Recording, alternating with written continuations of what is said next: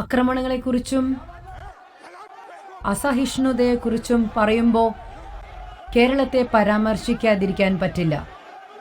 കേരളത്തിലെ കലാലയങ്ങളിൽ നടക്കുന്ന ആക്രമണങ്ങൾ പുറം ലോകം കൂടുതൽ അറിയാറില്ല.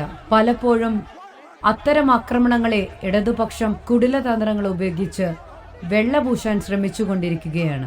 ദേശീയ പ്രസ്ഥാനങ്ങളെ ഇല്ലായ്മ ചെയ്യാൻ നിരന്തരമായ ആക്രമണങ്ങളാണ് ഇവർ അഴിച്ചുവിടുന്നത്. ഇല്ല, ഞാൻ പറയാം.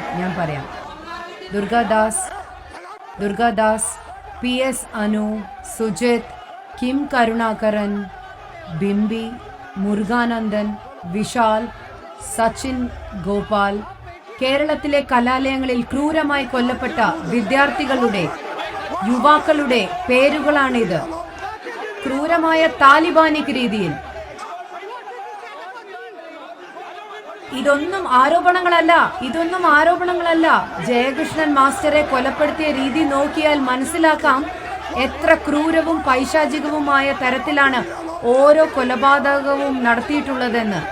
ഒരു യുവാവ് ആത്മഹത്യ ചെയ്യുന്നതിന് മുമ്പ് അയാൾ എത്രമാത്രം മാനസിക പീഡനം അനുഭവിച്ചിട്ടുണ്ടാവും എന്ന് എല്ലാവർക്കും മനസ്സിലാകും.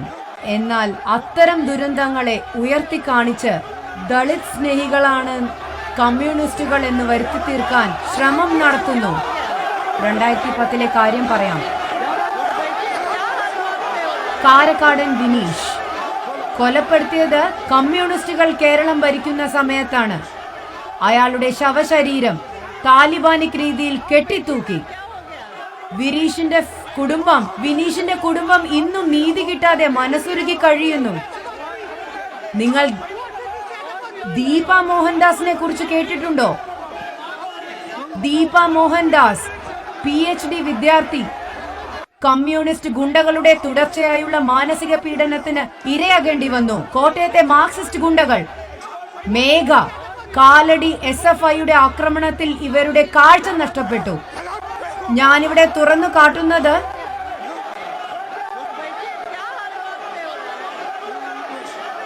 രാജ്യ പുരോഗതിക്ക് വിലങ്ങുതടിയായി നിൽക്കുന്ന ഇത്തരക്കാരുടെ ഇരട്ടത്താപ്പുകളെയാണ്.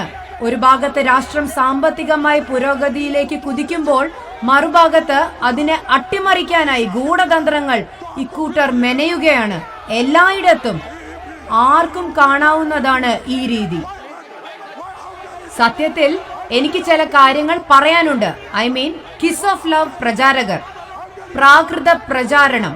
കേരള ദമ്പതികൾ രാഹുൽ പശുപാലനും അവന്റെ ഭാര്യ രശ്മി നായരും പെൺവാണിഭത്തിൽ അറസ്റ്റ് ചെയ്യപ്പെട്ടു. ഓൺലൈൻ പെൺവാണിഭം നടത്തിയതിന്. ഇവരൊക്കെയാണ് രാജ്യ പുരോഗതിയെ തടയിടാനുള്ള സമരങ്ങളിൽ മുന്നിൽ നിൽക്കുന്നത്. ഇവരാണ് ഏറ്റവും പുരോഗമനവാദികൾ. ഏറ്റവും പരിഹാസ്യമാണിത്. തീവ്ര ഇടതുപക്ഷവാദിയായ അരുന്ധതി റോയിയുടെ അമ്മ മേരി റോയ് നടത്തുന്ന പള്ളിക്കൂടം എന്ന സ്കൂളിലെ നിബന്ധനകൾ എന്തെന്നാൽ സ്കൂളിൽ ആൺകുട്ടിയും പെൺകുട്ടിയും തമ്മിൽ 1 മീറ്റർ അകലത്തിലേ നിൽക്കാൻ പാടുള്ളൂ. ഇവരുടെ അസഹിഷ്ണുതയുടെ ഇരട്ടത്താപ്പുകളാണ് ഇതൊക്കെ.